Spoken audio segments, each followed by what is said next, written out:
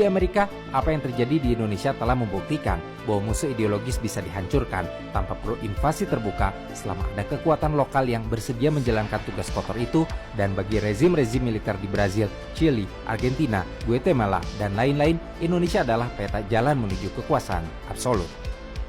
Di Indonesia sendiri, setelah pembantaian besar-besaran, kekuasaan Soeharto menguat melalui pembentukan Orde Baru. Rezim ini berkuasa selama lebih dari 3 dekade dengan dukungan penuh Amerika Serikat, Inggris, dan sekutu barat lainnya. Indonesia berubah dari negara yang lantang anti-imperialis di bawah Soekarno menjadi mitra strategis barat, terutama dalam kerangka perang melawan komunisme di Asia Tenggara. Bradley R. Simpson dalam bukunya yang berjudul Economist with Guns menjelaskan bagaimana rezim Soeharto membuka keran investasi asing, menerima bantuan militer dan ekonomi dari barat, serta menata ulang ekonomi Indonesia dengan pendekatan pembangunanisme otoriter. Stabilitas politik dibangun di atas kontrol militer yang kuat, represi terhadap oposisi, dan penghapusan total kekuatan kiri. Namun, harga yang dibayar rakyat Indonesia amat mahal. Selain ratusan ribu hingga jutaan nyawa melayang, ada jutaan orang lainnya yang distigmakan sebagai ex-PKI, dikucilkan, diawasi, atau dibuang ke penjara dan kamp pengasingan seperti Pulau Buru.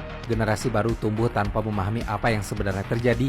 Film propaganda seperti pengkhianatan G30 SPKI menjadi alat indoktrinisasi massal selama puluhan tahun. Dampak lainnya dan paling nyata dari penyebaran metode Jakarta adalah penghancuran total gerakan kiri dan progresif di dunia ketiga. Di Indonesia, PKI, organisasi buruh, kelompok tani, hingga aktivis progresif nyaris lenyap dari panggung politik. Sampai hari ini bahkan setelah reformasi 1998, stigma terhadap komunisme dan wacana kiri tetap kuat, seringkali digunakan sebagai alat delegitimasi dalam politik nasional. Hal yang sama pun terjadi di Brazil, Chili, Argentina, Guatemala, dan negara-negara lain. Akibatnya, gerakan buruh melemah drastis, reforma agraria dan program redistribusi ekonomi dihentikan, oposisi politik direpresi atau dipaksa bersembunyi, sistem politik dimonopoli oleh elit konservatif dan militer. Bagi rakyat kecil, ini berarti hilangnya representasi politik, ketimpangan sosial dibiarkan menganga, pembangunan yang diklaim sebagai stabilitas nyatanya hanya menguntungkan elit, sementara mayoritas rakyat tetap terpinggirkan. Yang lebih tragis, generasi baru tumbuh tanpa akses ke narasi sejarah yang utuh. Di Indonesia sejak 1965 hingga hari ini, narasi resmi yang diajarkan adalah bahwa pembantaian itu perlu, bahwa PKI adalah ancaman tunggal, dan bahwa Orde Baru adalah penyelamat bangsa. Akibatnya generasi muda Indonesia tumbuh dengan pengetahuan sejarah yang cacat. Banyak yang bahkan tak tahu apa yang benar-benar terjadi pada tahun 1965.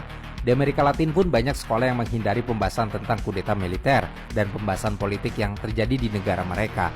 Distorsi sejarah ini adalah bahaya besar, karena bangsa yang lupa sejarahnya, apalagi yang sejarahnya dipelintir, adalah bangsa yang mudah dipecah, mudah dikuasai, dan mudah mengulangi kesalahan yang sama.